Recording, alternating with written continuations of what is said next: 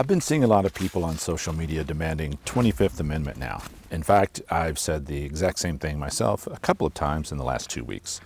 But I recently realized why that's wrong, and I wanted to share it with you. If you haven't read the Constitution in a while, I would encourage you to do it soon.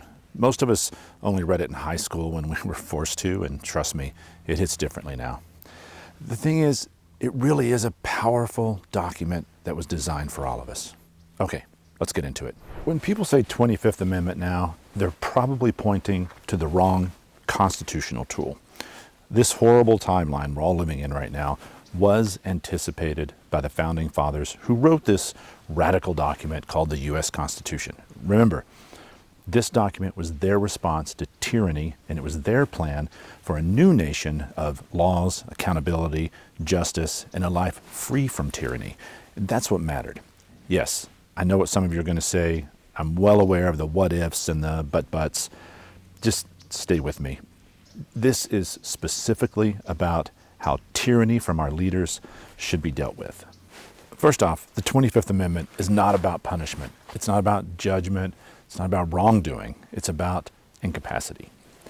The key phrase is this: unable to discharge the powers and duties of office.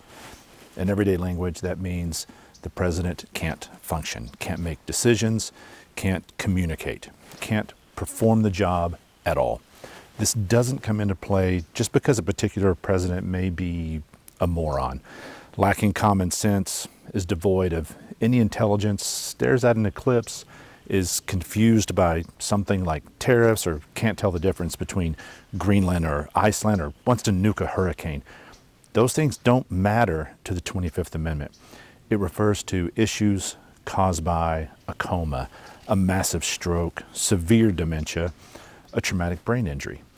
The 25th Amendment exists so that the country doesn't grind to a halt if a president is medically or mentally incapacitated. It is not for lying tens of thousands of times, grossly enriching himself, being openly corrupt, being authoritarian, being unfit in an immoral or ethical sense. Those are no doubt serious problems, but they are not about incapacity.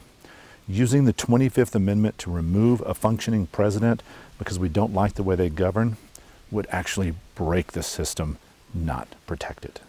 So, if the 25th Amendment isn't the right tool, do we have one? Yes, we do.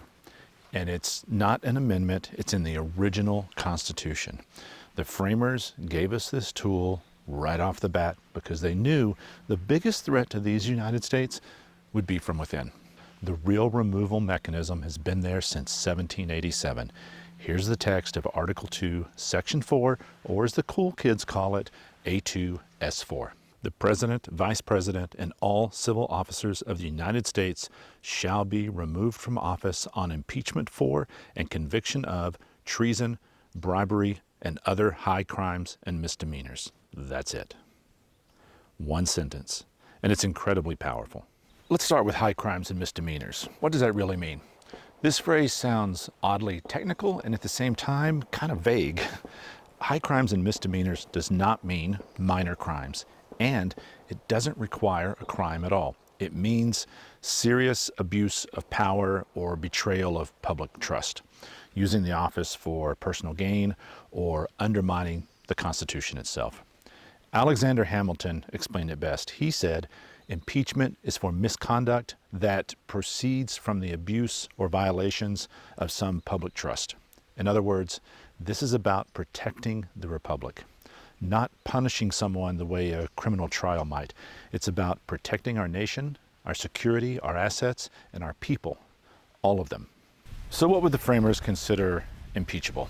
I want to be very clear. What I'm about to list are examples, not accusations. I'm not mentioning names or parties, no modern politics, just some extreme examples to discuss constitutional standards involving what any random president might do. These examples are all so out there for a president, it could never relate to just one person. Dear God, can you even imagine? Anyway, make of this what you will. What if a president were convicted of rape? Well, that would show profound moral unfitness and abuse of another human being. It would obviously be incompatible with acceptable leadership.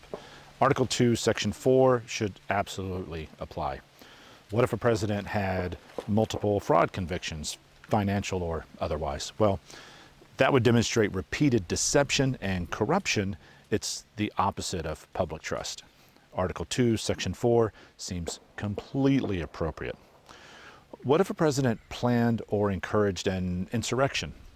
That would be one of the gravest offenses imaginable, attacking constitutional order itself, a clear violation of his or her oath, and Article 2, Section 4 would be the remedy.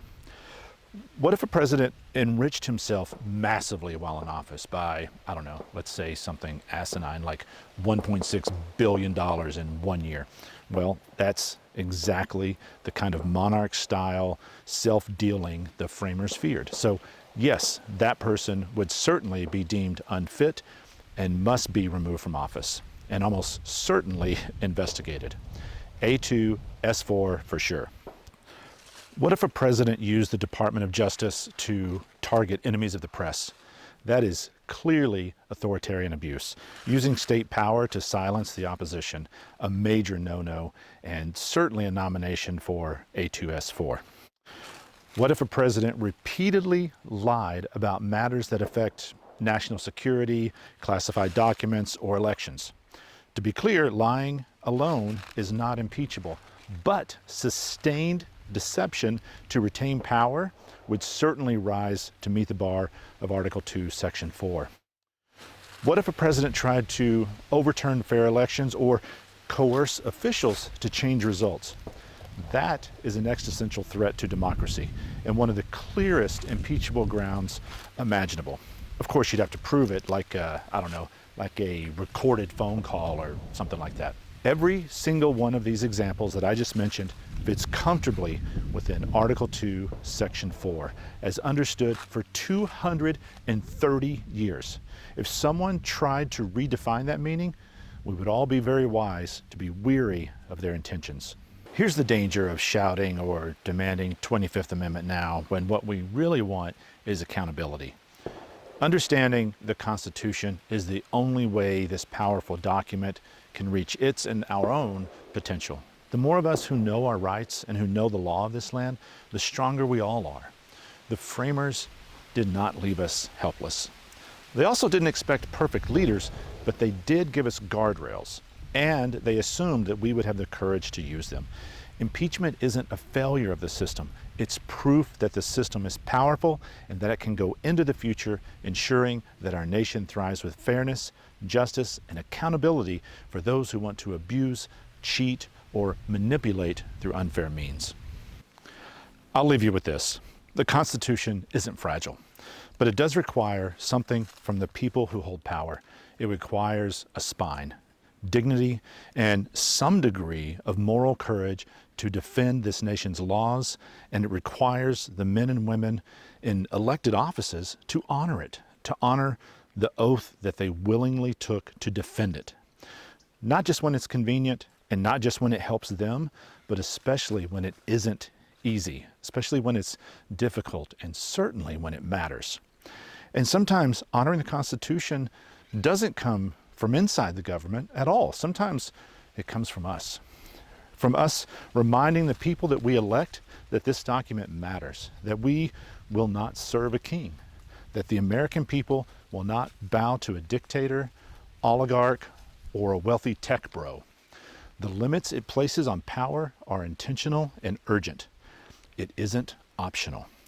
It doesn't belong to any one person or party. This nation belongs to the people, not the few, but to all of the people. Because if we allow a slow, constant erosion of our nation's most sacred document, if we shrug when norms break and rules bend, then we weaken our future. And one day we may discover that the protections we assumed we would always have aren't there. Make sure your elected officials know that you expect them to honor their oath and defend the Constitution to the fullest extent, beyond private promises and backroom bribes. And if they can't, they must step aside. We are at a very dangerous moment in this nation. The Constitution is our greatest shield, but we can't pretend that those in power whether elected or given lifetime appointments, will always protect the nation's interest over their own.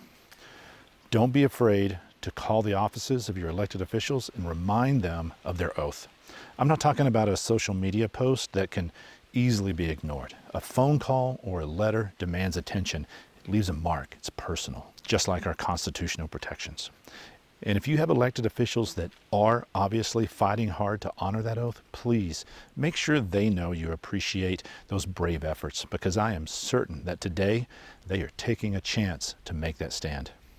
Thanks for watching. Stay safe, stay strong, stay hopeful.